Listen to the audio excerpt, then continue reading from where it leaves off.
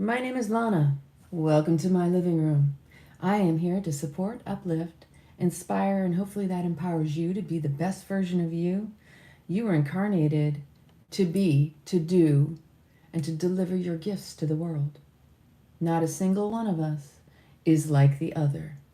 So, with that said, because we have technical issues and we have Mercury retrograde shenanigans going on, we need to check a couple things. The most important thing is that technology is working. Can you let me know in the comments if you can hear me? Is my audio working? I see one person in there. Otherwise, this might get loud.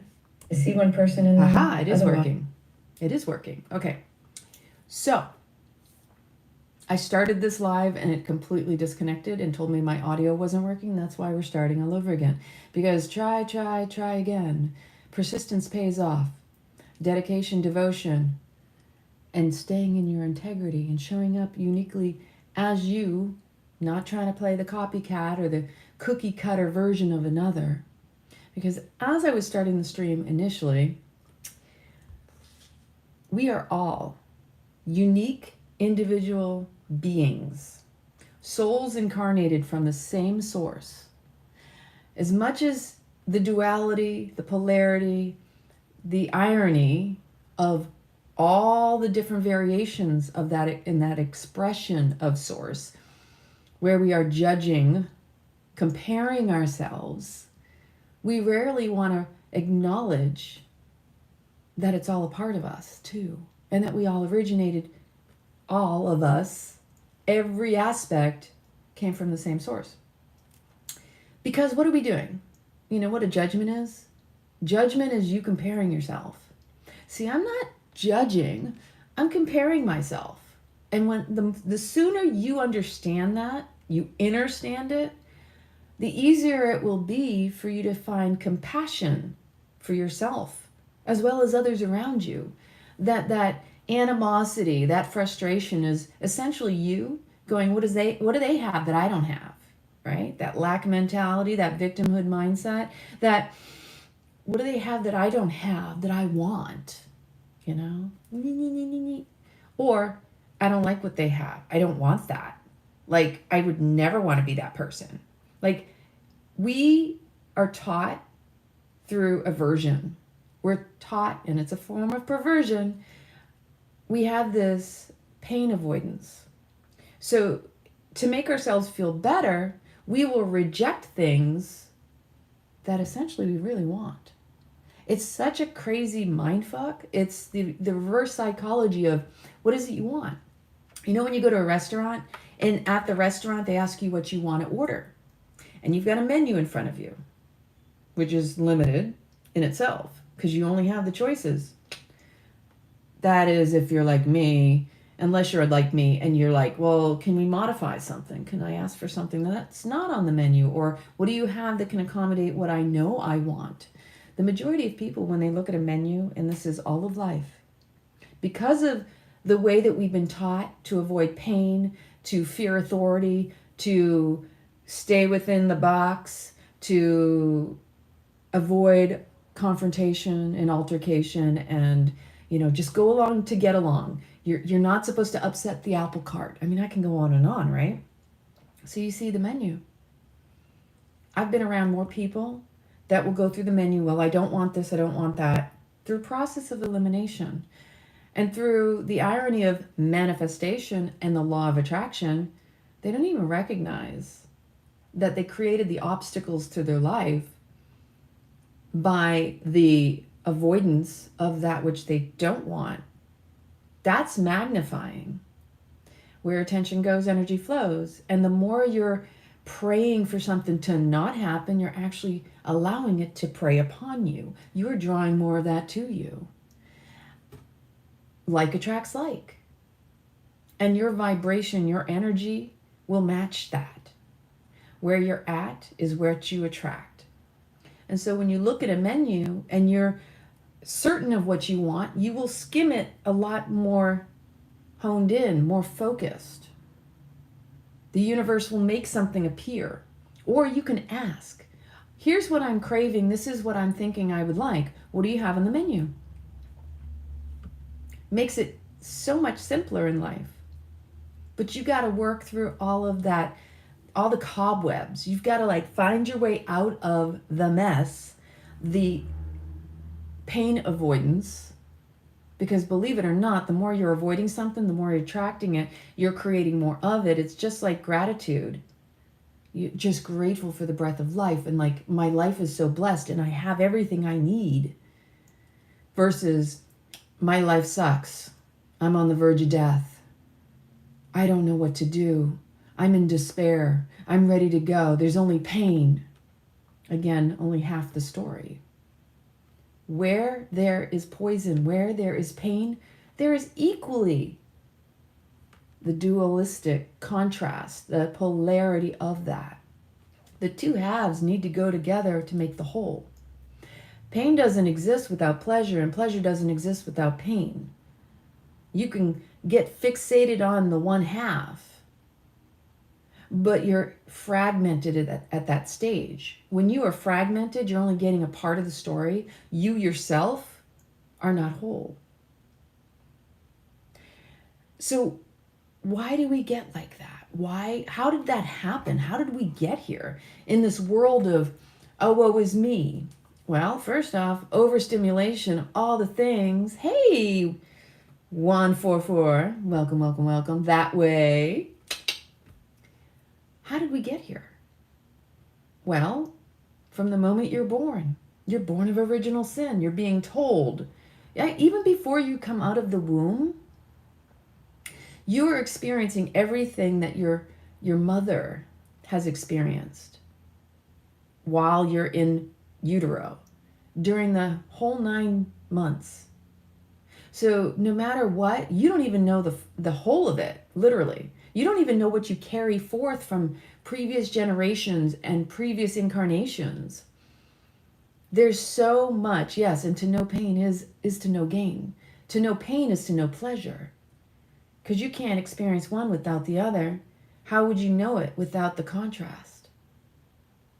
And so we have so much unknown, unfamiliar, yet we gravitate more deeply to what it is we do know because of fear of that which is not known. Fear is simply a tool to try to wake you up to do what you need to do. If you can face the fear, you can exercise the courage muscle, you can build more resilience to recognize, oh my gosh, that wasn't that hard. That wasn't as bad as I thought. Just look over the course of your life when you forged ahead, you consistently pursued and you stayed devoted to the path, that which you desired to achieve, the goals, the things, whatever it was. You got there. You're still here. But to get hung up along the way, we all do it. Sometimes you got to dive deep to rise high, right? Like I say, the deeper I dive, the higher I rise. I know if I am willing to go deep into the recesses of all my shit, all my pain, all my stories, if I'm willing to face them, if I'm willing to own them, they won't own me.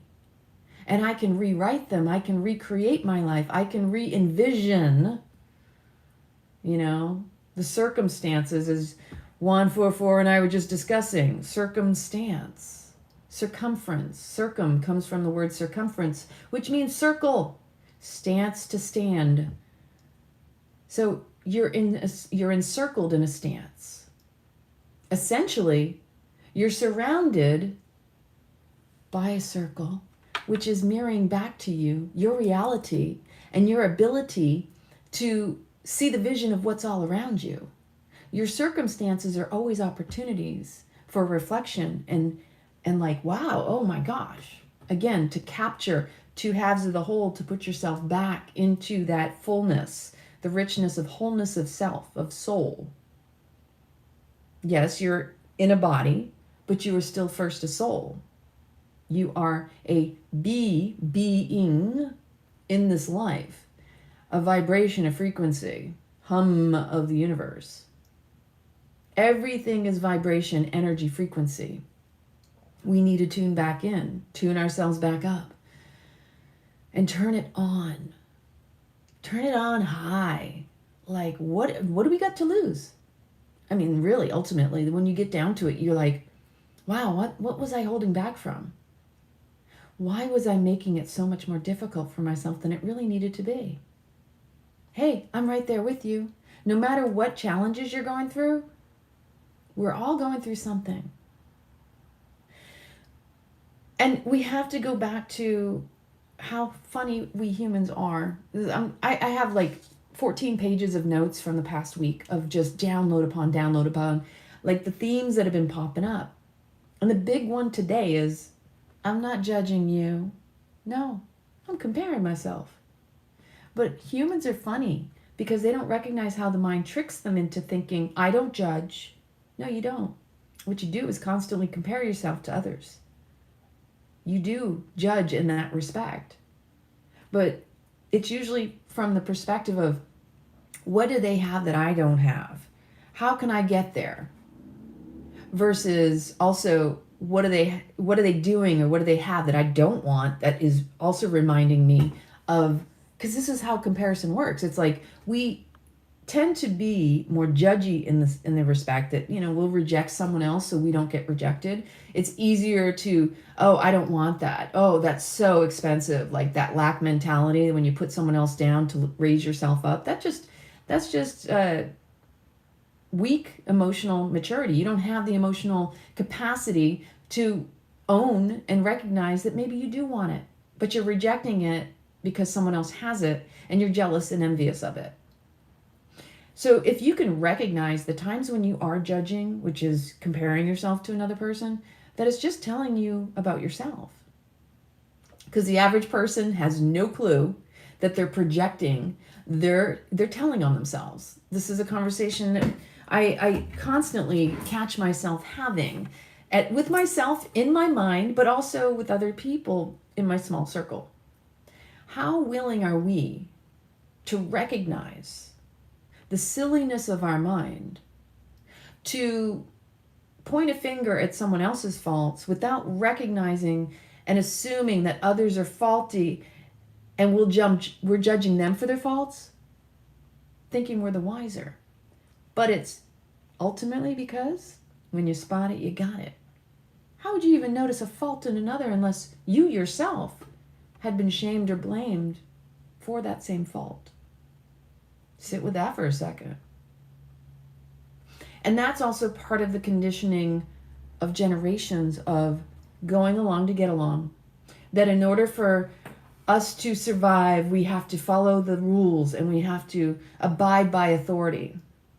Man's authority, not God's authority. Even some of the interpretations of God's authority have turned into man telling you what is right or not right, just or unjust. Just is, but it isn't.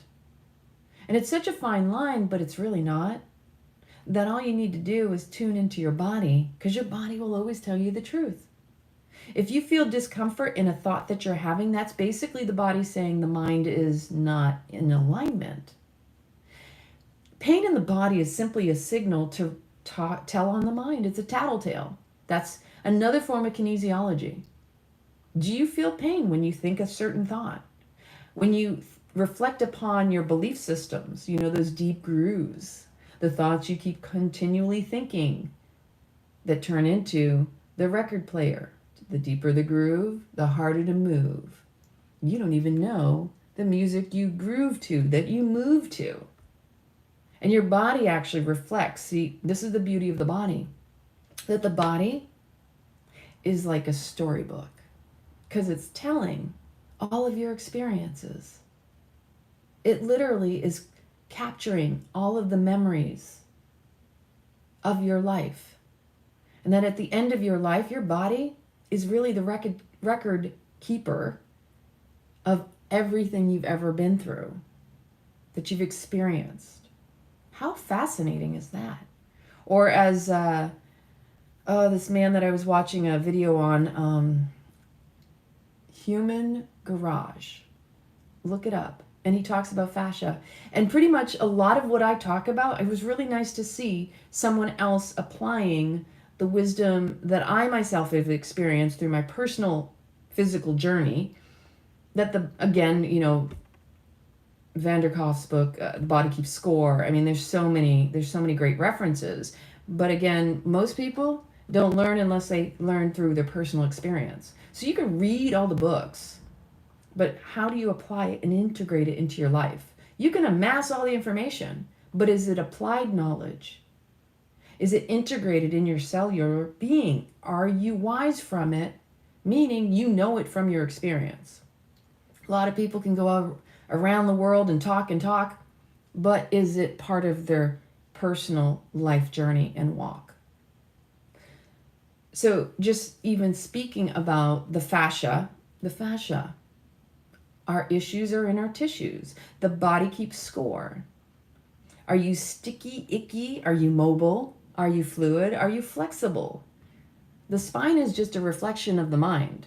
Dogmatic, stiff, or is it open-minded and like willing to hear and to consider self and others? Like outside the box.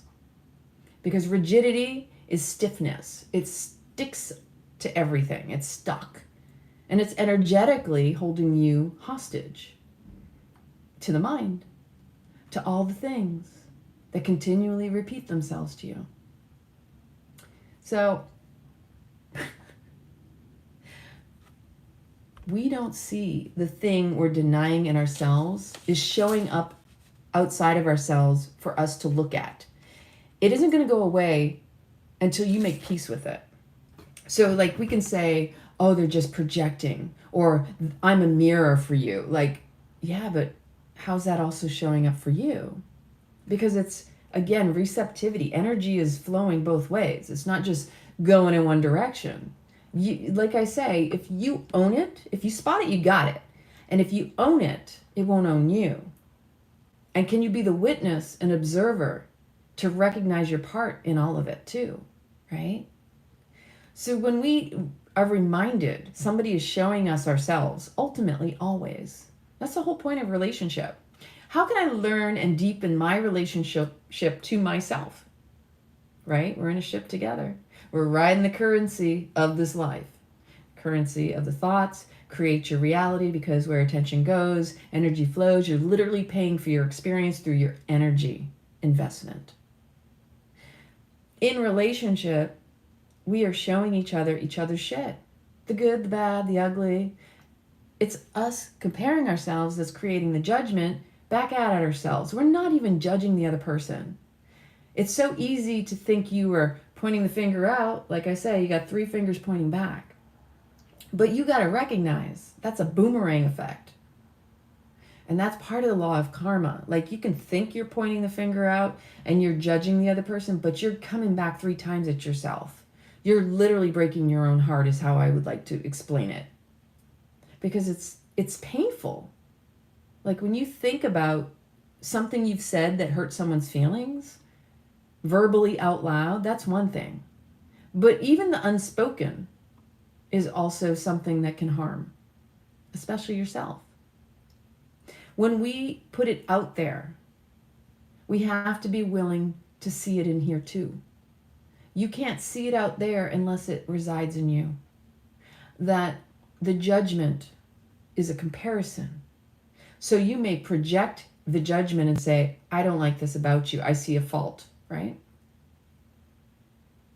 It had to have existed for you first. We're not here to police one another. We're here to have compassion and uplift one another. Not saying we're all perfect, because sometimes, we are accountability buddies, and some people aren't able to spot things as easily as some of us may spot them. So if we are in a relationship that affords us that open, clear, conscious communication, then it's effective that, I want to know that the people in my life are open and willing to have the hard conversations. That if I bring something to your attention, it is not to harm you, it is not to hurt you. And if you take it that way, It may actually be true for some reason that you don't want to accept it. And so in rejecting the message or the messenger, you may be losing out on an opportunity or a hard experience and lesson in life that might serve you. It doesn't matter how, sometimes you can have the best intentions, thinking you know best for someone else, and maybe you do and maybe you don't. But you always have to know and discern. You have to learn to discern. This has been one of my key blessings, gifts, challenges through life is this going to be well received? Is this person open to hearing it? And is it going to serve them? Is it going to serve my ego? Is it going to serve the relationship? Is the relationship worth speaking up or not? Because sometimes, and this is a big theme right now because we have the theme of relationship. It's the holidays. Come on. What are you doing? You're with people you love. Some of you, maybe you're challenged by it. I mean, the holidays usually challenge us the most. Bring up a lot of melancholy, some pain, some joy. You have to deal with the things that come along with holiday greetings and parties and maybe even the traffic and the craziness that's going on out in the world, right? So it's a question of like, how important is this relationship to me? And I know for myself, I've been challenged over the years with people who, from the time I was in the military, also throughout the course of my life, where I've been told I needed to behave a certain way. And I'm like, that's hard for me to be controlled. Like, put me in a box, tell me how to behave. And it's like, wait a minute, these are boundaries or these are conditions. Another way to call it is terms and conditions. And you got to be careful because relationships aren't one-sided. But I find that this whole buzzword around boundaries has turned into also a narcissistic tactic for people to not own their shit, to basically protect themselves from being called out on stuff they need to actually address. And I've seen this a lot, especially over the past few months, maybe this past at least 6 months to a year, to where somebody will turn around and say, oh, this is my boundary, I need you to do whatever the conditions are. And it's like they never stop to consider the other person may not agree with those terms and conditions. So maybe the relationship isn't actually benefiting either party.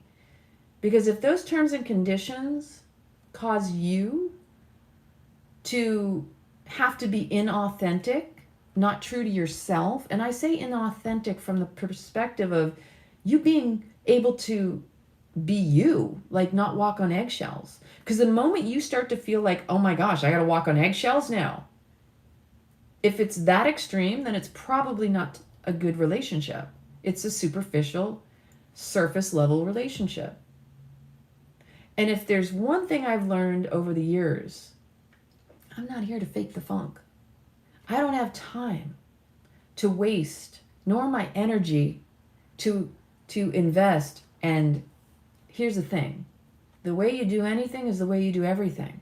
If you're showing up half-assed to a relationship, you're going to get half-assed back. You do anything half-assed. Again, this is two halves of the whole story of everything. And it works in every aspect of your life. You can't expect a return on your investment if you only go half-ass in. If you don't go full on in, that's on you. And it's on everyone who shows up. Like, are you truly showing up fully? Or you got 1 foot in and 1 foot out, and then wondering why others aren't meeting you because you feel entitled to the full return. But you're not giving it all in either. And this is very common in relationships. Like, people want more out of the relationship they're willing to give. And yet, who's being left empty-handed? Like, I remember years ago I was dating a guy who was an English major. And I love this analogy. He said, how do you enter into a disagreement, like a conflict in a conversation? Do you go in with open hands or do you go in ready to fight? because that's going to say everything about you and how that's going to transpire and evolve. If you go in already ready to punch and kick and scream, then expect it to come back at you. But if you're willing, open, receptive, then you'll also be met with the same energy to some degree, depending on the emotional maturity of that relationship. If not, then you need to also reevaluate your standards, your values, and what is necessary for you to be in right relationship. Like if we're not, come on people, are we not at a point where we're past the how's the weather conversations? Like, are those the kinds of lives that we want to live? Oh, we don't talk about that around here. I don't feel authentic when I can't be myself and express myself as I am. Sure, there may be people that I engage or see out in public, and I can have a conversation with them to a certain degree, but I also recognize the ones that belong in my inner circle, that I will invite their energy into my space. But the way I am at this point in my life, personally, I'm sharing with you, I don't want to invite something that I got to work at to fake the funk. Like if I got to channel it back, if you're going to show up at my house, for example, I need to know that you're not going to walk into my house and try to walk all over me, because that's not the energy that I'm inviting. I have an open policy of receptivity. And if we don't match, it's okay. If my terms and conditions don't match up with yours and we don't align, it's okay. I'm okay with that. But if your terms and conditions or my terms and conditions impose upon the other and make either one of us feel like we can't do that, then it's okay that we part ways. Because some relationships actually, they outlive their time. Like there's an expiration date. It's okay. But there's a whole thing around loyalty, around this idea that, oh, but we've been friends for so long, so we have to work at this.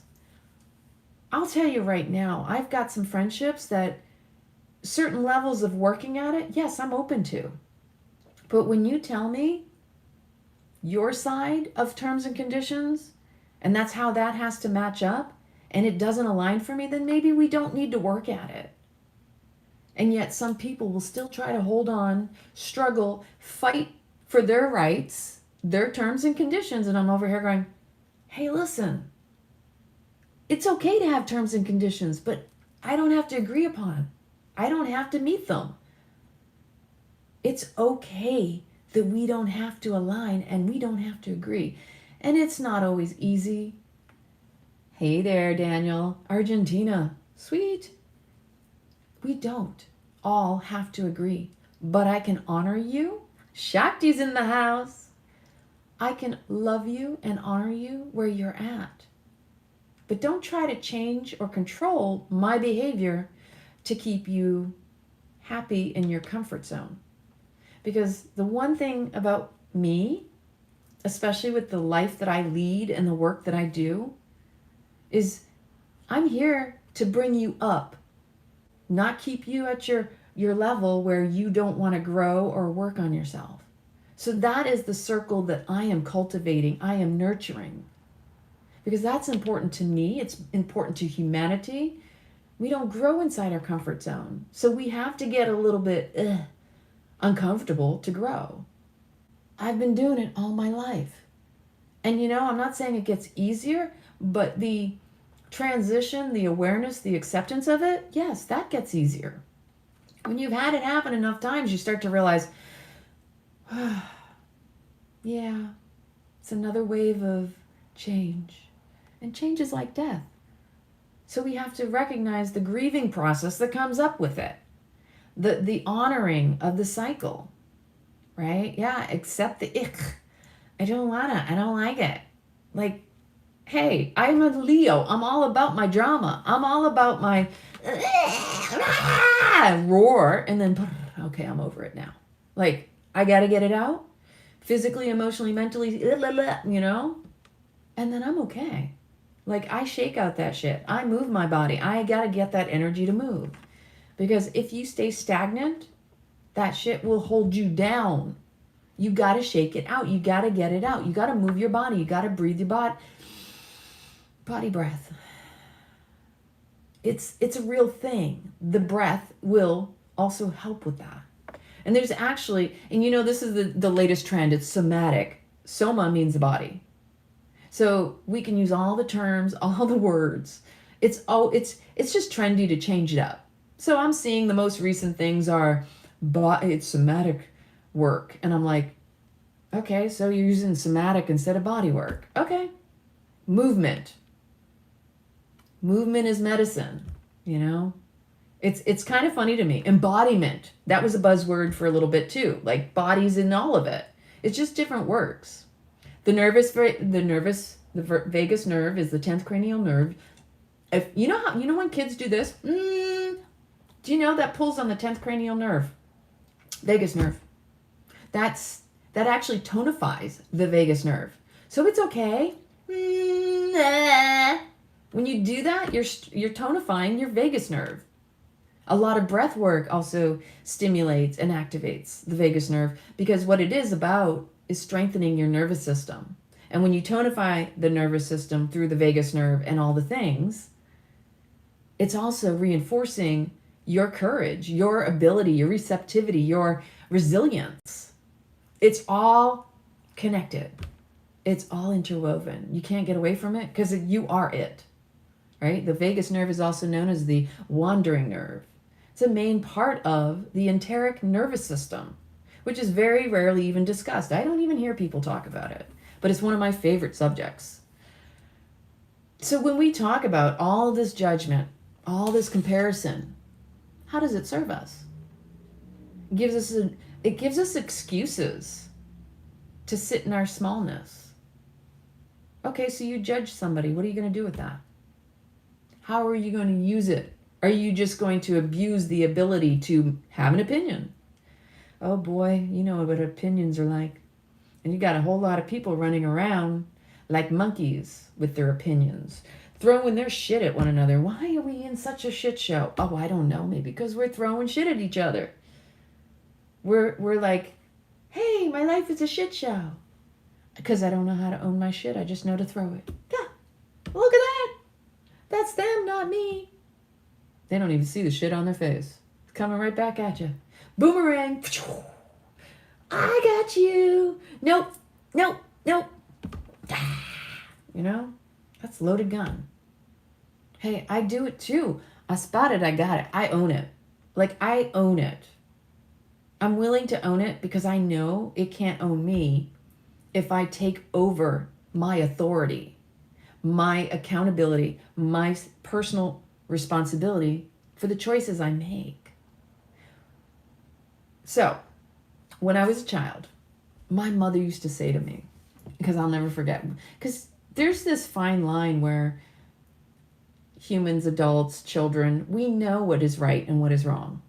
Some of which has been conditioned into us, which is part of the whole righteousness of people policing one another and saying, well, you're doing it wrong. Well, according to who?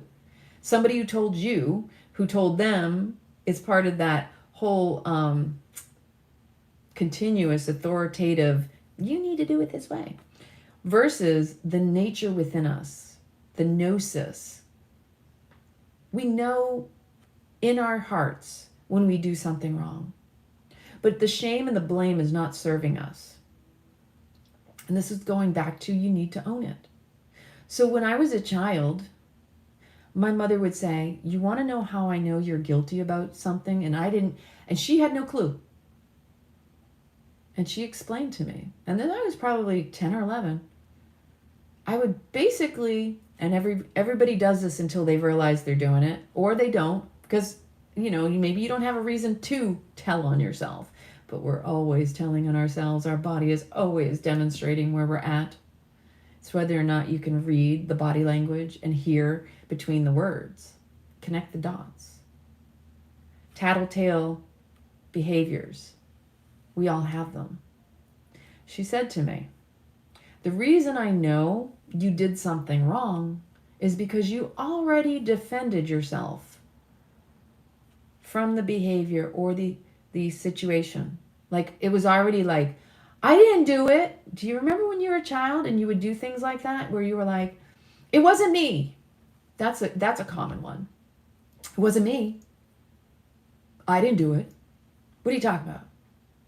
When you are in an offensive or defensive stance, you're essentially telling on yourself because you feel guilt and shame for it. So you're doing it to yourself. Why?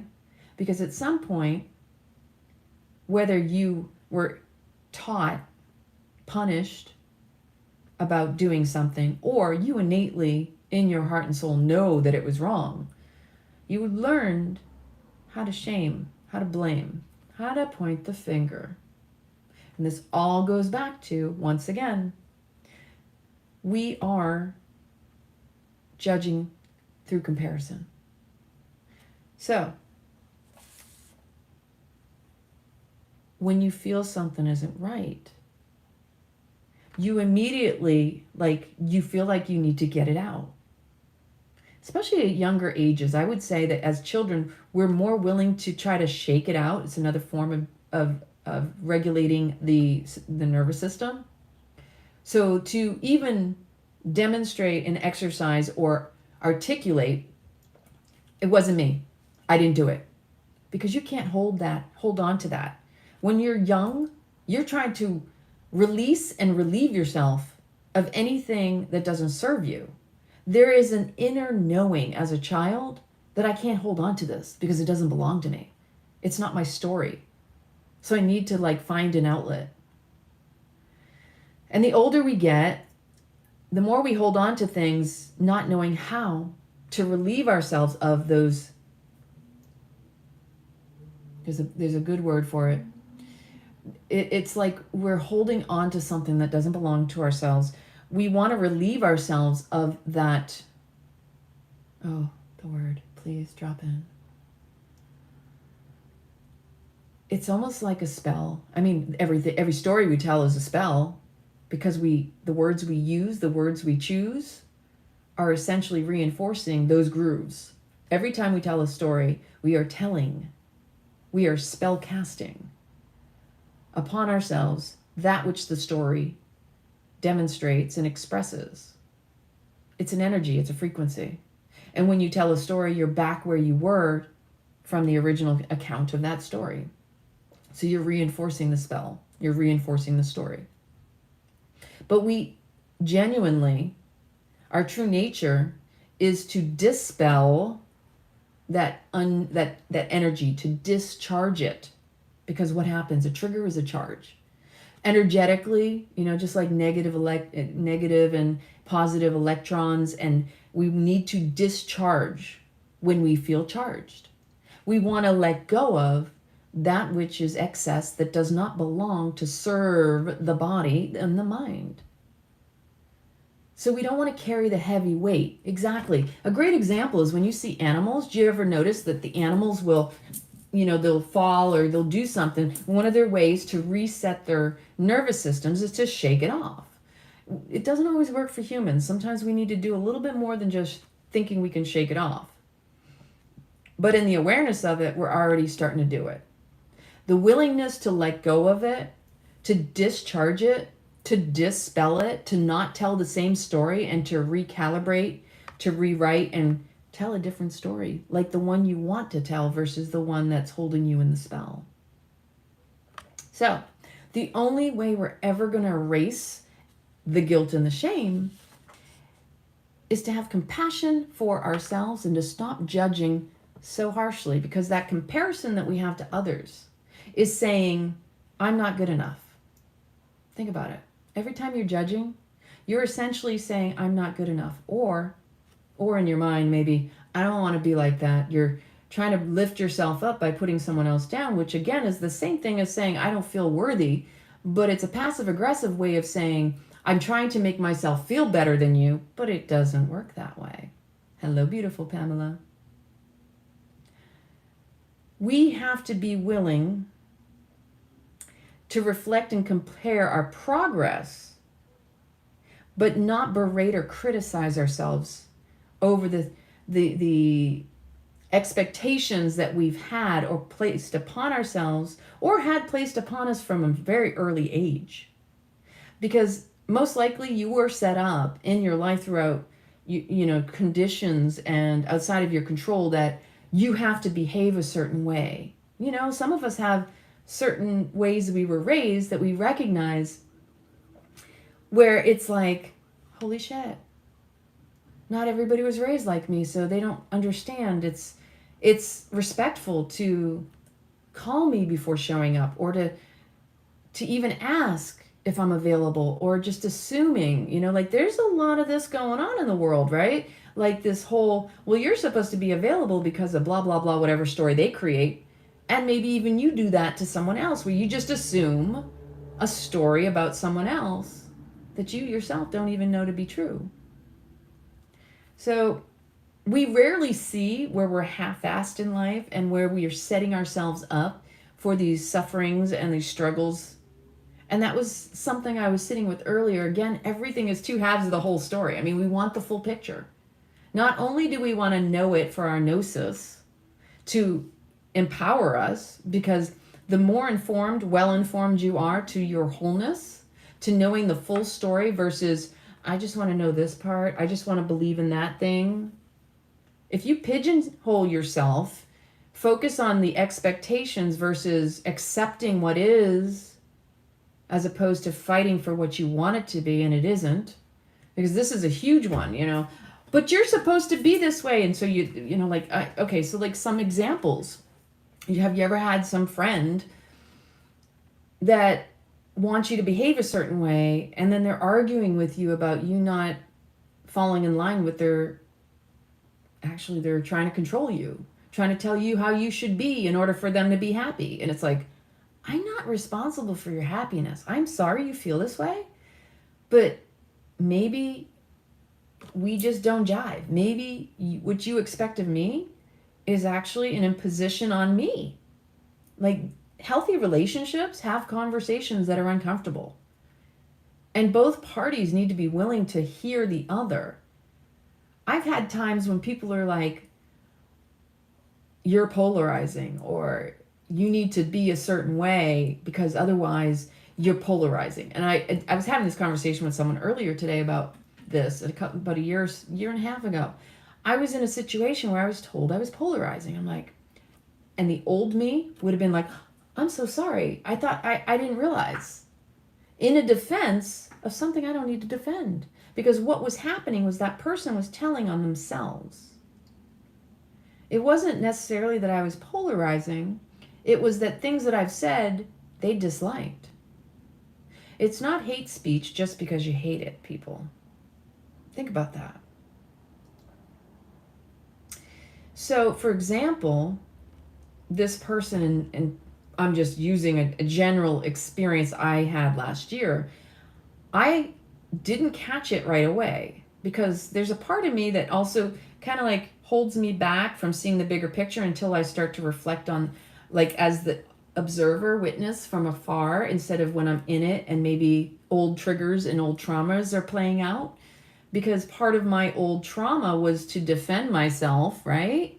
I recognize that. And when I catch myself, I'm like, now where I'm at, it's like, hold up. Do I need to defend myself in this situation? Is this person actually putting on the offense for me to defend myself because they themselves don't want to own something, which happens quite regularly? The narcissist will often put you in defense for their offense. They will attack you, accuse you, abuse you through their words for getting upset so that you're on the defense of your feelings when they're the abuser, accuser. When in reality, they're playing the victim. It's like a really crazy Jedi mind trick. But the more you start to acknowledge that this plays out or has been an old story, you can deconstruct it, pull off all the layers, and recognize not all of us, we really don't need to defend ourselves. And so the more we're finding ourselves in defense of ourselves, we're actually saying that that person has more power over us. We're outsourcing our power. We're giving them more credence, and they're cretins in a lot of cases. We're giving them the upper hand. We're standing under them, trying to appease them, when in reality, wait a minute here. Give me examples. Like, this is how I was raised. My mother would call me and my sisters out. Somebody will say, you always do this. Every time. Generalization. The quickest way to those situations? Give me an example. I'm sorry. So you say this always happens. When have you seen this? Give me an example. Do you know how quickly somebody who has no credibility, when they put you on that defense because of their offense, they start going, bah, bah, bah, bah, bah, bah. They start fumbling because they cannot. Especially if it isn't an every time occurrence. And when you have been in a narcissistic relationship, which I talked about in my last video, and I highly recommend you go back and watch it, the narcissist will put you on the defense to the point where you don't even recognize the truth in the situation, to where you're defending something that doesn't need to be defended, and that's a cover-up so they don't have to own their part in the situation. Because they're the ones playing the victim and trying to make you the victim of their victimhood. It's really freaking crazy. Don't get caught up in their hood. Just get rid of them. Because the longer you stay in those relationships, you will start to become like them. You become the sum of the 5 people you hang around the most. If you are in a toxic relationship, you most likely are toxic yourself. Well, you are, because you're tolerating it, first off. I know that's a tough truth. But it's the reality of the situation. And the longer you stay in those situations, those relationships, those situationships, you are choosing the toxicity. You are choosing the victimhood. So if you're telling that story, what's that? That's obviously serving you in some capacity, because if you're telling that story, you're reinforcing that spell that you tell upon yourself. And you have to be willing to own that before you can get out of it. I was in a narcissistic relationship for 2 years. And it took me calling in someone else to get that person out of my house and out of my life. That's how I understand how they can play those Jedi mind tricks. It wasn't that I couldn't get rid of him. It was that he wouldn't stop and he wouldn't leave until I called in someone to get him out. Because it was really easy for him to play the victim. And I told him one time, I said, oh, I hear you. You're playing the victim. I'm not the victim. Oh, it would piss him off more than if he would just have been willing to own it. But he couldn't. Because they try to stick to their story. They need someone to prey upon. And you have to be clear on where you are participating and enabling it too. Because that's the spell you tell.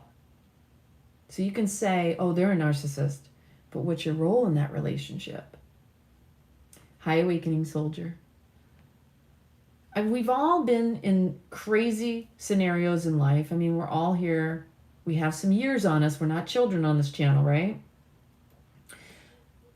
But where are we showing up fully and where are we showing up half-assed? Because this is something I was reflecting on today with Juan 44 via text and message, that, I mean, it's clever, this life. The mind will try to trick you into all these other stories and convince you that, I got your back, I'm going to protect you. Well, if we're going to go 1 foot in and 1 foot out, we can get out of the situation, like if it doesn't work out. But if you're only going half-ass in, you're going to come out with half your ass. Doesn't sound very healthy, does it? If you're not living fully, if you're not going all in, you're going to fall out. And then most people, and I say this from my own experience because I can look at my life and go, wow.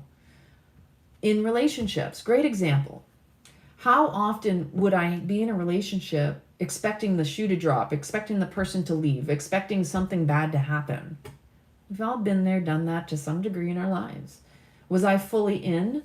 How can you be fully in if you're already expecting the worst case scenario? That's half-ass. My Cash App doesn't work, so I would remove that. I think it's turned off right now. So let's see. Are you someone who's willing to own when you're all in versus just kind of dabbling, dipping your toe? Because a lot of times people they're complaining about why things didn't work out, but not owning how they themselves were not all in. And that's a big one. And again, they're going to go back to two halves of a story, two halves of the whole. You're not in wholeness. So if you're going in fragmented, and a lot of times, of course, fragmented people can't understand, why is this not working out for me? Because you didn't go all in, because you don't know what it's like to be whole. It's easy for you to get caught up in that hamster wheel of, it never works out for me, because you're casting that spell in the story that you tell. That's some fucked up shit, just saying. Been there, done that, so I know it, right? And it's like, okay, so I had a chick from a summer fling 30 years ago buy an island out from under me, oh my God, and try and win me back. But it didn't work out for her. Crazy stuff happens in this life, right? Dissolve, to desolve. The conscious lower mind will always try to solve. Better to re-soul from the higher self. So dissolve, that's a good one. If you're always looking for the problem, you'll always have to look for a solution, right? Whereas if you're looking for what is working out, a solution, right? It's not diluted. It's soul. All your soul is in it. You want to come from the position of, I am a whole soul. And my whole soul wants to have this experience. Contrast shows you when you're in balance and when you're out of balance, imbalanced. Are you all in or partially fragmented in? Are you going to go all in for life? Because if you're not willing to go all in, you will continuously, this is an old Italian, Neapolitan hand gesture. It's like grasping for seams. You will be left empty-handed. This is what this means, right? Solutions. That's all you should be focused on. Where attention goes, energy flows. Your soul came here for experiences. Why are you holding back? This is a period of time for all of us to be in deep reflection of that. Listen, I know, my dad's cat, we had to put his kitty cat down to sleep on Wednesday. And now she's buried in my backyard. There's a lot of transition happening right now. We're all feeling the rumblings up. I'm in the process of my correction of status. And let me tell you, I'm like sitting here going, whoa. It's exciting, but it's scary. Because everything I've ever known, I'm now having to replace with the unknown. And it's not a bad thing. It's the mind, the wetico, that gets in the way. Again, the heart will always lead the way. It's the head that gets in the way, leads you astray. The heart never leads you astray. Anytime you get into a situation half-assed, you're going to get it back half-assed. If you only have half of an intention, I'm only here for this part of the story, you're only ever going to get back what you put in. Remember that. If you want more, you got to give more. What you give is what you get. That's that energetic vibration, frequency, currency. We are emitting, whether we're admitting our emission of that energy frequency, but what you give out is what you get back. The more you're full and willing to go in, yeah, exactly. Go all in or don't even bother. Don't half-ass it. It's like, don't do it the lazy way, because then you wonder, and then you hear people all the time. I mean, come on. Why didn't it work out for me? Well, look at your part. How you participated or didn't. Were you all in, or were you just showing up, holding back something? Whatever we withhold, we're actually withholding from ourselves. Whatever we give to another, we give to ourselves. And it's the half-hearted demiurge. That is the spell cast, right? That humanity is struggling, is suffering because its heart has been held back. I mean, I'm right here I had my breast implants removed on the 29th of March, 2022. And I was preparing myself physically, emotionally, mentally. I was prepared. I knew it's going to be a body image change. It's going to be a complete transition. It is, again, a rebirth. The death of me with 23 years of implants, and it's a rebirthing into the new me, going back to the original me. Never over those years until like 5 or 10 years ago that I started to think, I think I'm going to need these out soon. When I started hearing about the breast implant illness, like 10 years ago, it came on my radar. Erin Elizabeth was one of the first people I heard talk about it. And in the course of me, after that explant, I started to recognize, oh, fuck. I felt better. I felt lighter. It got rid of a lot of brain fog. I love my body. I'm very blessed. I'm very grateful that I'm a quick healer. But over the course of weeks, I started to go, I'm here feeling things. It was like 23 years of my heart being suppressed and shielded from fully feeling what was really going on in all of my life over the course of those 23 years. Imagine, and I don't know that every person understands this or understands this, but when you put a shield across your heart, whether it's breast implants or anything else, any energetic, I have to protect myself, that's half-assed. That's not going all in. And I thought over the course of my life that I was more open-hearted than I was. Well, I really believe the rupture that I experienced, because the whole reason I had them taken out was because at the time I had a car accident and I had a rupture. And I believe energetically that my heart was like bursting and needing the space to come out more, to be more available, to be more open-hearted, like I could get any more heart opening, because I'm a Leo. I'm all heart. And I'm very tender and I'm very sensitive. But let me tell you, that really opened up tenderness in me more than I ever realized. And I was like, oh, there's some things that I probably just didn't feel fully at the time. And I started to have memories of past relationships and where I held back in those relationships, or I guarded myself because I was afraid of getting hurt, because I was expecting them to leave me, because I ran instead. And where there were people that wanted to have a deeper connection to me, but I withheld. 23 years of not feeling fully is how I interpreted that. And it was like wow, fuck. Now I'm super tender because now I'm feeling all the things I didn't allow myself to feel for 23 years. It really has been a mastery of self-love, of acknowledging where we hold back or where we truly step into our truth, into the soul self, which is the solution of humanity. To solve the world's problems is to find your solution, or your evolved solution is another term that I've come up with. That one hit me big time. And it really opened up a whole, holy crap. I forgot about this. I forgot about that. I forgot about all the stuff I had in Italy, in Europe. That's a whole nother conversation. Some of you have heard it already, but it's like, wow.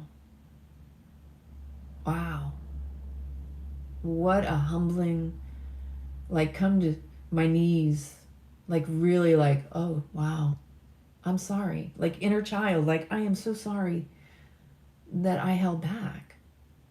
I'm sorry for myself. It's not that I need forgiveness, because forgiveness is really this idea that you need to forgive, and ultimately you're already forgiven. There's nothing to forgive. It's your acknowledgement of it that cancels it all out. Your awareness, your willingness to be present because of the gift that you are, your willingness to like, oh,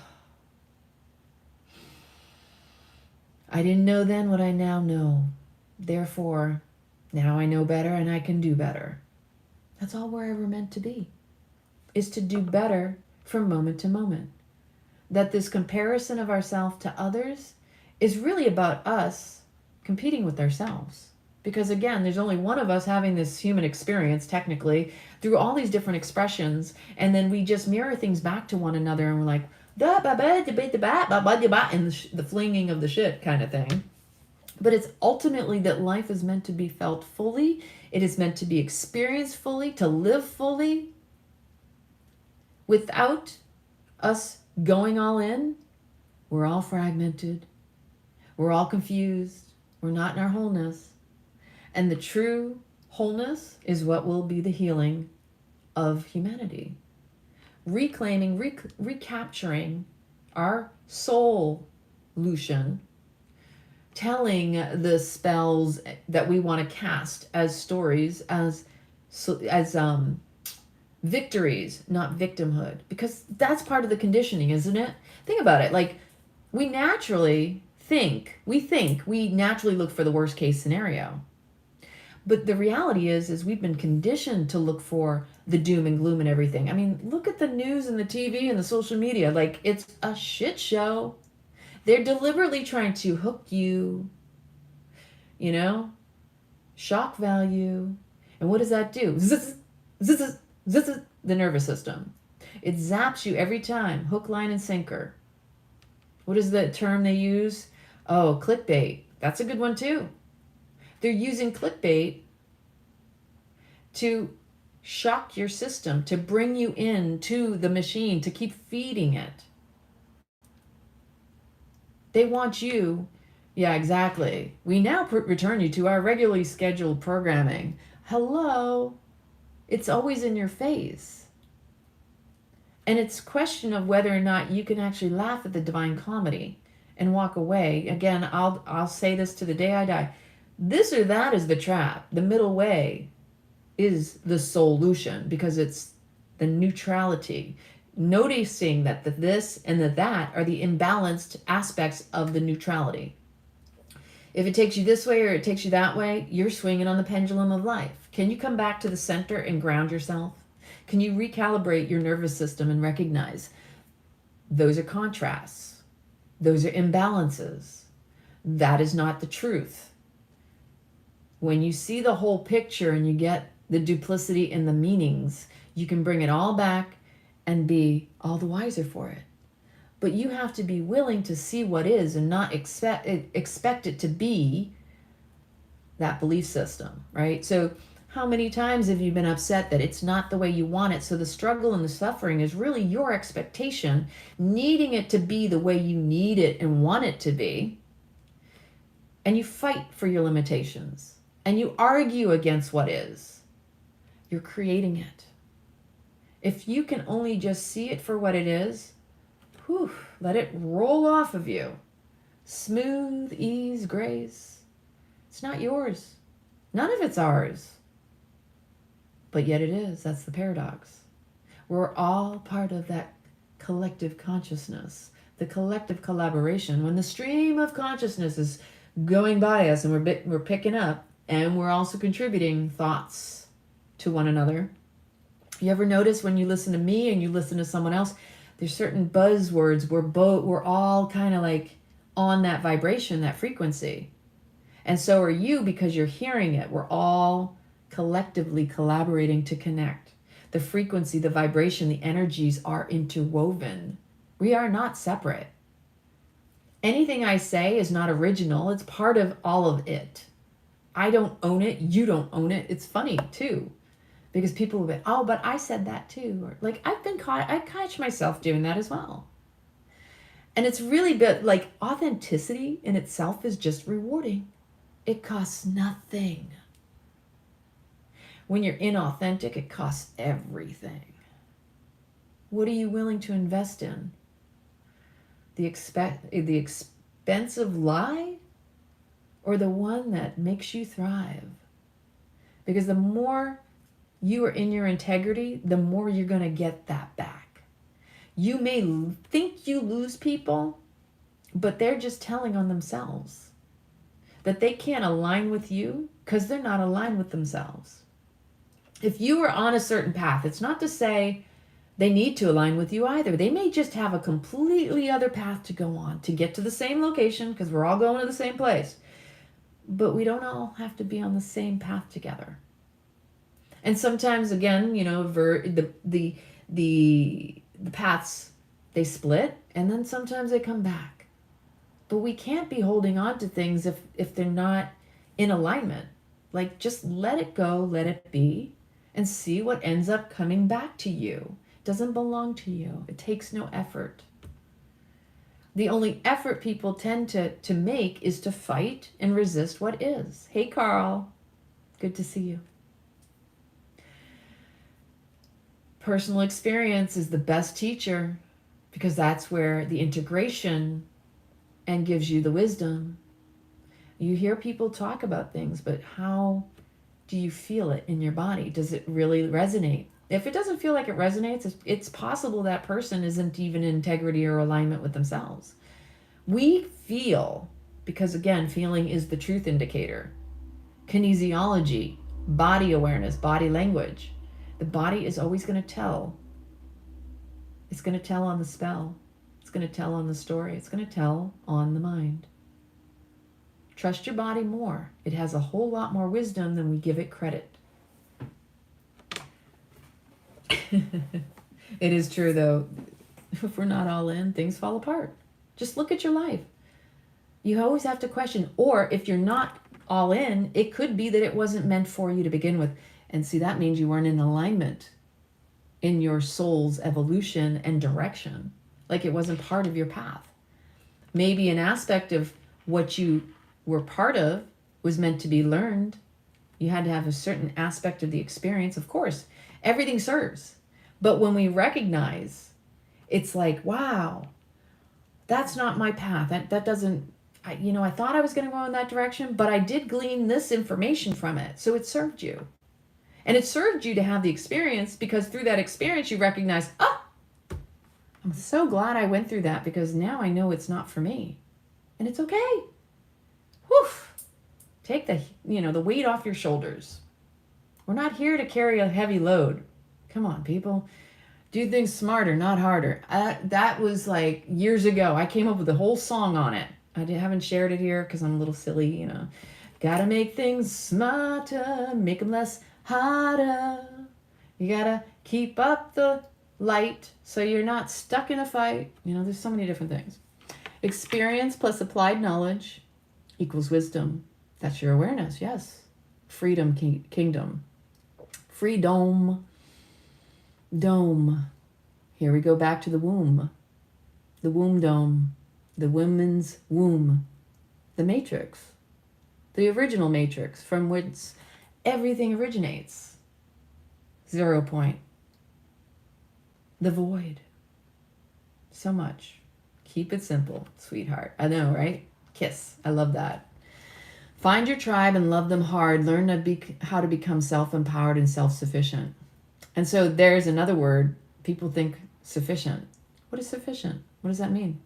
Everybody has a different interpretation of what is sufficient. Yeah, not going to go into that one. So, let's see. I actually wrote this down, thought it was kind of clever. Anytime you feel like something didn't work out, relationship, job, business, situationship, whatever it is, ask yourself if you were fully invested in it to begin with. Did you put yourself, again, did you go all in? And then the next question is, did you half-ass it? Or were you willing to put your ass on the line fully for it? That right there, ass in, ass out, gives you that's the really hold you to it, right? You know what? But growing your own food, who said you had to also be the one growing it? Maybe you have a community of friends and you're just, you're finding the ways to contribute to one another. So for you, it might be self-sufficiency is growing your own food. And for another, it may be something else. We all have different definitions of that. But to know how we can serve others to serve ourselves, that the receptivity is, this is my gift. That could be your gift. That you being able to grow your own food has such an abundance, you can share and then barter with other people who maybe they may not be as sufficient in growing, or they might not have the space, they may not have the ability, but they have something else to offer you. Yeah. Surrender the pretender. I love the rhythm and rhyme. Yeah, to building your character. Again, we're in here for 2 halves of the whole. That's what we're here to maintain, is wholeness. When it really boils down to it, we're coming right back to wholeness. We've all been fragmented in some way, shape, or form in our lives, and it's all about coming back to our wholeness. So if you feel something isn't working out, that means something's missing. You need to reclaim those pieces, those parts of yourself, to put the puzzle back together again. Or the Humpty Dumpty fell off the wall. And when he had that big fall, he lost some of his shell. So we need also to recognize where maybe we have suppressed, repressed, denied some aspect of ourselves. Even in your shadow, there's a golden nugget. There's wisdom in it all. We have to go back to the beginning, because along the way we became fragmented, and we need to reclaim our pieces to put ourselves back together again. Wholeness, that's what that is. Are you part-time living, or are you career invested? That's another way to look at it, because everything in life is connected. Like, again, it's all interwoven. And this is why they'll say, you'll probably hear this, your self-worth will reflect your net worth. It's a true story in all communities, all walks of life. Like, if you don't value yourself, then others aren't going to value you. That's a harsh reality, but it's the truth. So you have to heavily invest in yourself first, so others will also do the same, and vice versa. Like, this is, again, the energy you attract where you're at. You're going to attract the people who want to invest in you, because they'll see how you do it too. And when you start to deconstruct your life by decoding yourself, you'll begin to recognize the stories you've been telling yourself all along with the patterns of behavior, and connect the dots to reconnect yourself. Because until you start connecting the dots, you will remain disconnected from yourself. That into me I see, the only way to reclaim yourself is to into me I see, recapture the intimacy with yourself, right? And there are no coincidences in life. Come on, haven't you noticed? We attract where we're at. Like, seriously, why did that person show up in my life at this time? What were you thinking? I mean, we are manifesting like crazy lately. Haven't you noticed this? I know I am. I was thinking about something that showed up. I'm like, what? Keep it going. And I'm going to start saying that boundaries, some people use boundaries as a control mechanism. Recognizing yourself if you do it, and recognizing others when they do it too. Are they using it as an excuse to keep you from being able to express yourself fully or be yourself authentically and truly? Because those are terms and conditions, and every relationship has 2 parties at least. And that does, in every situation, you don't have to agree, and you don't have to, if you have terms and conditions, not everybody's going to agree with your terms and conditions either, right? I've always felt like boundaries to me have like a barbed wire feeling. They feel like you don't trust yourself. And for a good reason sometimes. I know if you have boundaries and you feel prickly, It could be because you might need them for a period of time, but that doesn't mean they're going to serve you your entire life. Again, we go through life cycles and changes, and we have to recognize when it's time to let go of what once served and is no longer serving us. So yeah, maybe you have boundaries for a period of time because you have to protect yourself from the unhealthy choices you've made in the past. But only to the point where it serves you. And when it no longer serves, you have to reassess, revisit them, and acknowledge, thank you for serving me. It's time for me to trust myself again. Because when I trust myself, when I know myself fully, because this is the bottom line, we need to know yourself so fully. To know thyself is to trust thyself. And so when you know yourself, you'll see yourself in others. Because again, when I go back to when you own it, it doesn't own you. When you spot it, you got it. Because you know yourself so well. When I know thyself so well, I can trust it in me that when I see it in you, I can see and I can learn to discern and recognize what serves you and me. Okay, this person's trying to take advantage of me. I've probably done that.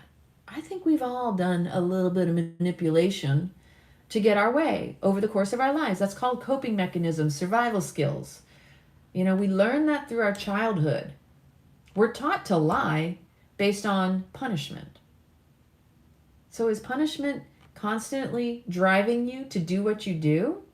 Your fear of authority, your fear of getting in trouble or rejected or abandoned, it's all connected.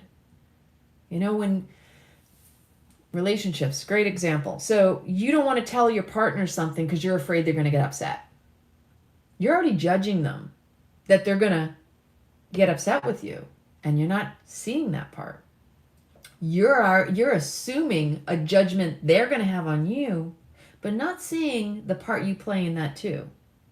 You're setting yourself up for an argument, a confrontation. You're also setting yourself up in the sense that you think you're the one who's right for not saying anything because you don't want to have an altercation. Your non-confrontational behavior is causing you to withhold. Again, half-assed. You're not fully in your relationship. You're not fully vested in it. And so you assuming, you know what assuming does? It makes an ass out of you and me. You're assuming by judging the other person, your fingers are back at you, whether that's based on something you've done or something someone has done with you before in the past, because you're projecting. You're projecting the judgment upon them that they're going to get upset. You have no clue. You may even say it's because they've behaved that way in the past, but just by the fact that your mind is creating the story, you're casting the spell. So what do you think that's doing? Even if you don't tell them, you're probably creating that judgment from them because you don't know how powerful of a manifester you are. There have been times when I used to be on the phone with my mother. She could manifest me to say something that she, in the back of her unconscious, maybe she was conscious, but I don't think so. She was able to pull me into her little web, okay? And say a word that I would never say normally, and then her get triggered by it. This is the part that people tend to not want to own and face in their lives. How are you unconsciously creating the story, creating more suffering, struggle around it, because you've got this whole dynamic going on up in here that you manifest it in that person. You create the argument because you started with the judging of the person reacting in a way you expected, and then you manifested them to do it. And then the mind wants to say, see, I told you. That's why I didn't want to say anything. See how that's a mind fuck. That's the Wetico. That's the mind virus. And how clever it is to convince you, we know we're protecting you. No, the mind is actually creating that crazy spell. And then when it happens, it gets to say, see, I told you I was right. Because the mind doesn't care if you're happy. It only cares if it's right. It wants to stay relevant. That's a really messed up situation, but it happens a lot. So if someone turns around and says, I need you to behave a certain way because it'll upset me, it's like, don't judge me. Oh, wait a minute here. You're basically projecting your judgment. You're saying you don't want me to judge you, but you just told me that what you don't hear in your voice is that you just judged me to say that you think I'm going to judge you, so you're telling me not to judge you. You see how that little Jedi mind trick just played out? Whew. And that's, again, a narcissist puts you on the defense because of their offense. That's a perfect example right there. And when you get sucked into their little game, you get tangled in their web, you're playing out their drama. It's like, I know in my life, I'm not inviting that drama. So please don't bring me your drama and try to argue for your limitations and claiming that I need to participate in this. It's not mine. It's not my shit. Or like we say, it's not my monkey or my 3-ring circus. Fling that shit elsewhere because the shit's on your face, not me. But see, sometimes, and this is one of my experiences, when you want to call someone out for it, they start backpedaling because they don't realize what they're doing because they're so unconscious of it, because they're in a routine, in a habit. Again, the deeper the groove, the harder to move. You don't even see how your body reflects and how it moves in that vibration, in that energy frequency. It's really, really clever the way the mind works. But until you're willing to sit, observe, and confront your programming, your patterns, like this is what I do. I sit on my mat. Sometimes I'm like, oh, I don't really want to do this, but I still do it. And I get the best downloads, or maybe I'm even doing yard work and I'll have something going through my mind and I'm reflecting and I'm like, okay, there's a reason why you're thinking about whatever this is. And in the thinking of it, in the reflecting of it and the questioning of it, I'm like, is this mine? What does this have to do with? What are you trying to pull out of me? And I'll get some of the most phenomenal, like, wow. Because I'm willing to confront whatever goes on up in my mind and not take it as just because I'm thinking it, it's true. Maybe it's not true, or maybe it's meant for me to call it out too. Because sometimes my mind, it's like the monkey mind. It's like, da, da, da, da, da, and it's like a little circus show going on up in there. So always remember, I'm not judging you. I'm comparing myself to you. Huge difference. When you own that, it's less like, oh shit. It's humbling. When you can acknowledge, people want to say, I'm not judging. Okay, but I want you to qualify it with, you may not think you're judging, but you're comparing yourself. That's enough to humble yourself to recognize those 3 fingers and that loaded gun, that when you're pointing out and you're saying this, and this about the person, own it so it doesn't own you and you don't ricochet back with that boomerang effect. That if you're willing to call it out in another, recognize, listen, the only reason I'm bringing this up to your attention is because I've done it. I'm not stupid. I've experienced this. And so I see what you're doing is similar to something I've done, and I want to have a conversation around it. I wouldn't bring anything up to someone's attention unless I myself have experienced it. And isn't that funny too, right, JJ? If one desires change sincerely, one will be eager and willing to change their mind. When they argue for their limitations, it shows they're unmovable. They don't want to come to promise. They don't want to compromise. They're so invested in their BS, their belief systems. They want their mind to be right, and their heart is suffering as a result. The more we're willing to have the hard conversations, the deeper intimacy we're going to have with one another. Again, that's part of going all in, is not holding back.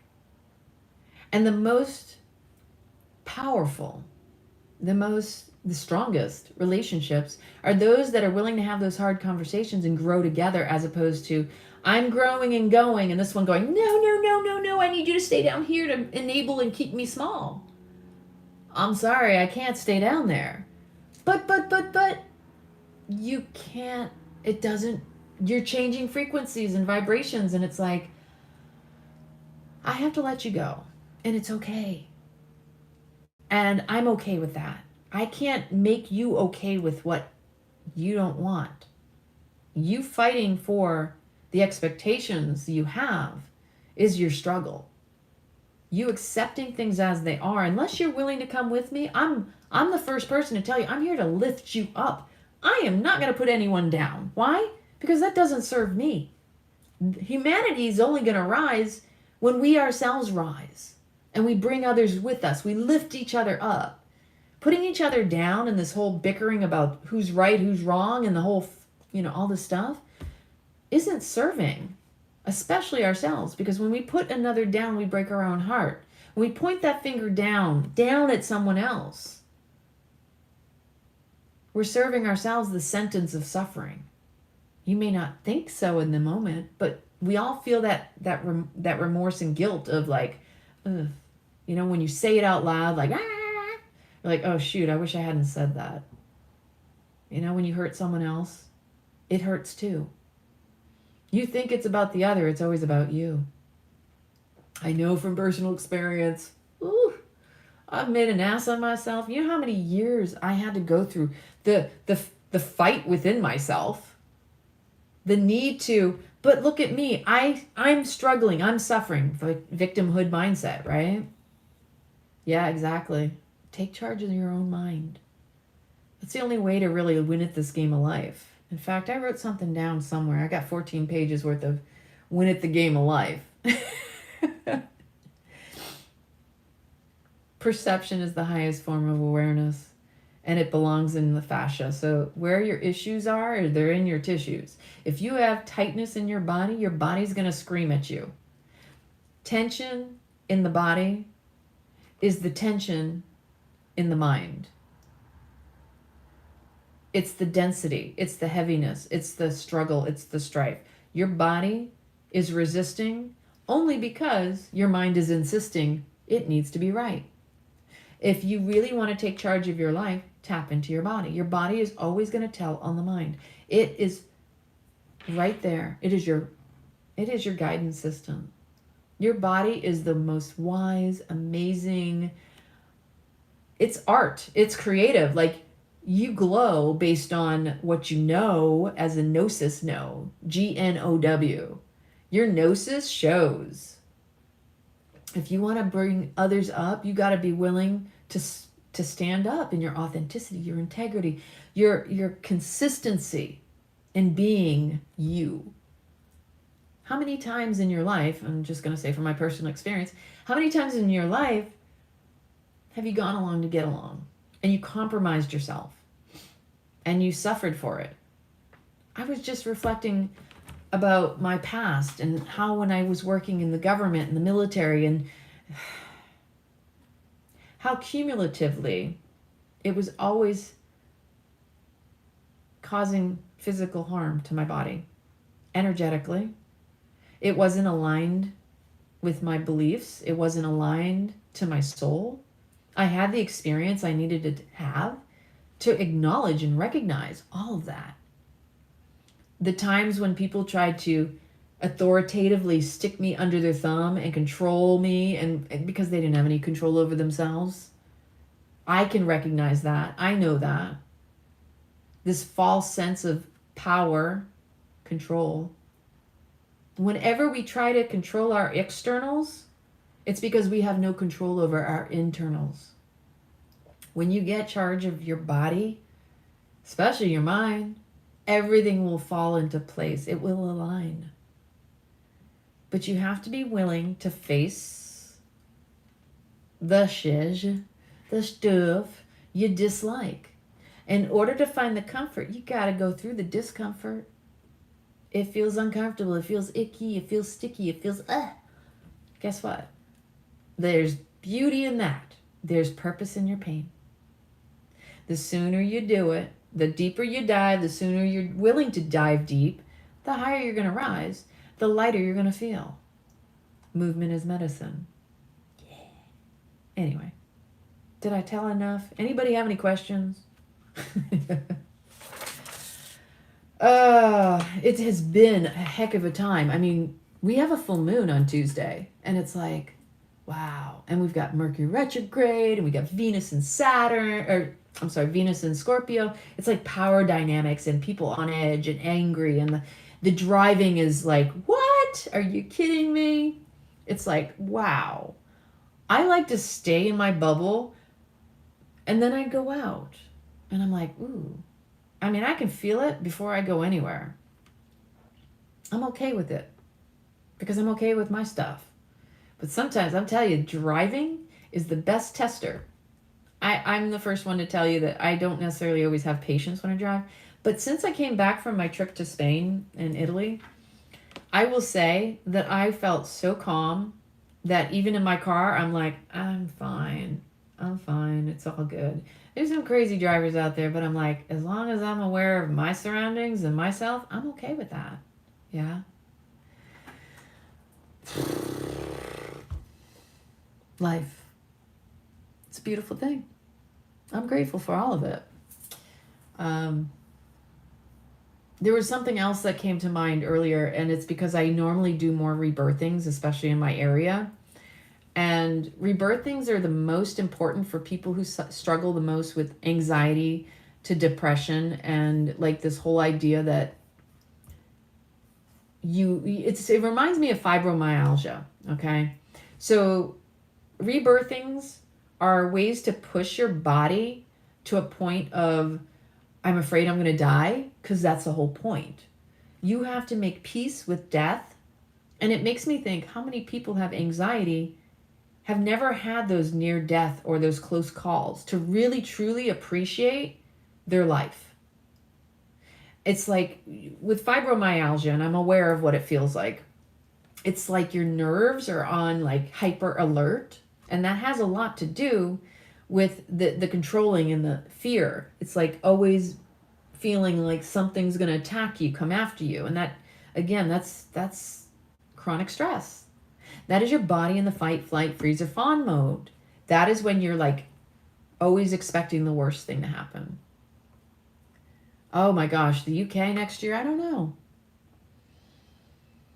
And there's the galactic center that we're in right now as well, which is like very beneficial for like the next, I think we have about five or 6 days of it. It's like a week long. And so, but the revelations will come to those who are open with real eyes to recognition, your brain, to understand, to receive. You have to be willing, again, to go all in to get it all out. If you go in half-assed, you're going to come out with half your ass. Go all in and you can take it all out with you. This is the gnosis. This is being in alignment with your integrity, your authenticity. Exactly. Having near-death experiences just basically show you there is no death, and that you just transition from this flesh suit, this beautiful, amazing human GPS kinesiology tattletale teacher, wisdom, the temple. This is the temple, right? It reveals that this is just a transitory state. And that, I don't think I've spoken about it, but I've been meaning to talk about the rite of passage. You know, have you ever heard the story of to pass through the eye of a needle? Juan 44 and I have spoken about those. To pass through the eye of the needle means you're not holding on to the material. To be in this world and not of it. We're here to have experiences. We're not here to be like, I laugh because I think about the Egyptians with their sarcophaguses and then claiming that they wanted to be buried with all their riches so they could take it over to the next life. It's like, how absurd is that? Now, do they really pass through the needle if they got all that baggage? The real rite of passage is not just your right, but is an R-I-T-E. It's like a passage. It is a rite of passage. You have the right to pass, but will you be given your rite of passage after this life? the questions will be, were you willing to go all in? Did you come all out? Oh, so much love to you, Shakti, and prayers for your auntie. And take a deep dive into the hive, right? The hive mind, the buzz, see what it's all about. Bees are the hum of the universe, the hive, the matrix of the void. Oh, yes. And we're here to dance. Dance with your own soul. Living amongst the broken souls is counterproductive to living life to its fullest potential. Follow my lead and build a new foundations away from toxic people. Your presence also heals those that are not in their fullness too. So I can say and use it in a general sense, and also call myself out and saying, I'm not here to judge.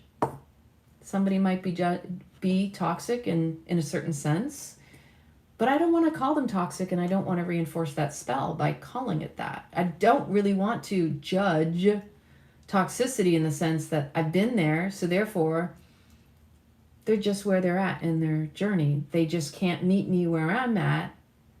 I can be in awareness and I can honor them where they're at, but I don't need to drop down. Like they say, you can't save someone who's drowning by jumping out of the lifeboat. You have to be able to pull them up to the lifeboat, right? And even damaged, that's assuming they're broken. We're not broken.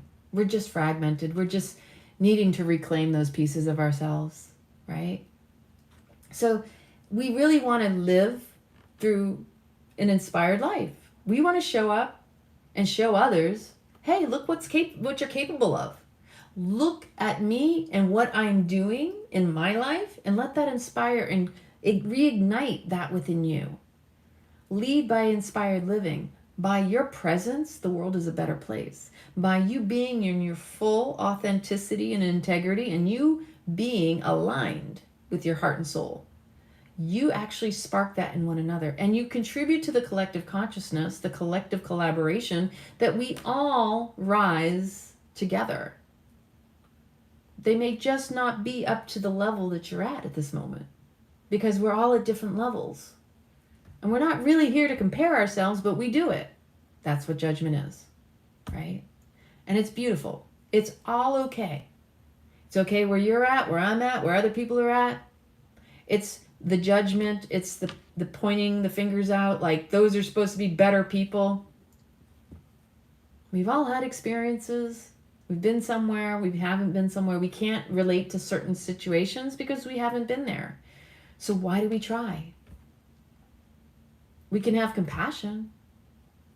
You're not here to save anyone. We can only save ourselves, but we're not even here to save ourselves. We're just here to be ourselves, right? Unless you're willing to show up fully, again, you're not going to receive life fully. And so everybody gets to choose, and that's the beauty of this life, is choice is your superpower. So choose well.